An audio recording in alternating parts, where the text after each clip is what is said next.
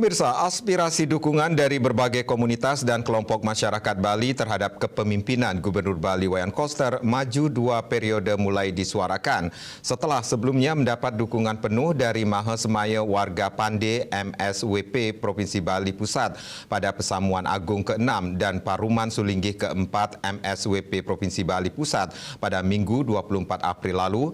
Kini aspirasi dukungan terus bergulir. Bahkan komunitas dan kelompok masyarakat tersebut siap mengawal dan memenangkan kader fraksi PDI Perjuangan itu.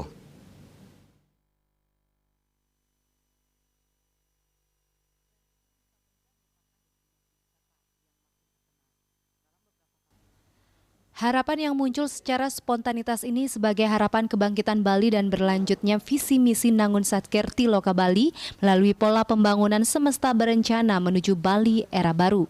Bersama Wakil Gubernur Bali Cokordo Oke Arte Ardana Sukawati atau Cok Aceh, pada masa kepemimpinannya Gubernur Koster telah melaksanakan berbagai program infrastruktur, baik yang sudah selesai maupun yang masih berlangsung.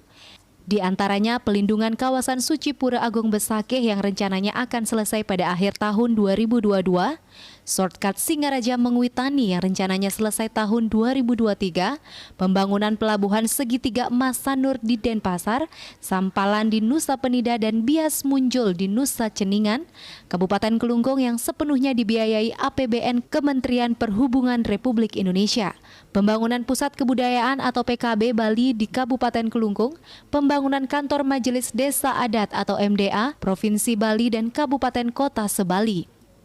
Pembangunan Bendungan Sidan di Badung, pembangunan Bendungan Tamblang di Buleleng, pengembangan Stadion Dipta di Gianyar, pembangunan Pasar Seni Sukawati Blok A, B, dan C di Gianyar, pengembangan Bali Maritime Tourism Hub di Pelabuhan Benoa, pembangunan Jalan Tol Gilimanuk Denpasar yang juga sedang digarap dan sekarang sedang diproses tender, dan pembangunan Turiapda Tower multifungsi. Tidak hanya itu, puluhan regulasi dan program inovatif yang berpihak pada kemandirian Bali diterbitkan, bahkan kebijakan dan program tersebut menjadi percontohan nasional.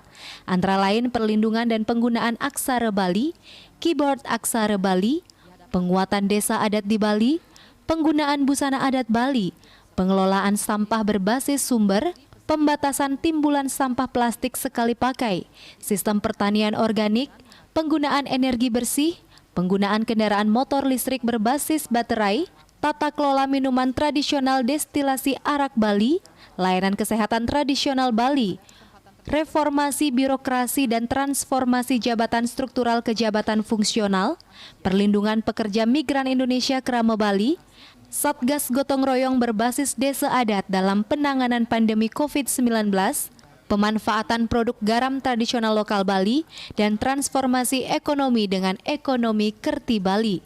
Transformasi ekonomi Kerti Bali ini dimunculkan agar ke depan Bali tidak lagi hanya bergantung pada sektor pariwisata. Sebab sektor pariwisata paling rentan berdampak jika terjadi wabah seperti pandemi COVID-19.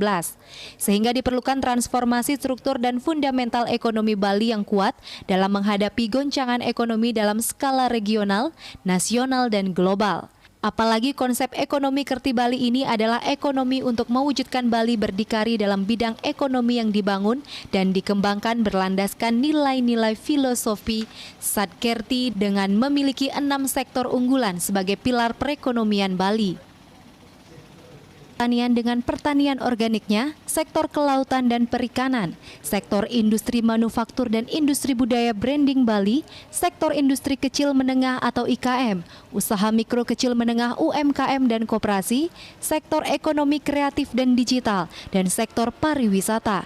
Jadi, konsep ekonomi Kerti Bali dengan memiliki 6 sektor unggulannya akan mewujudkan perekonomian Bali yang harmonis terhadap alam, berbasis sumber daya lokal dan menjaga kearifan lokal, hijau, ramah lingkungan, berkualitas, bernilai tambah, tangguh, berdaya saing, dan berkelanjutan. KMB melaporkan.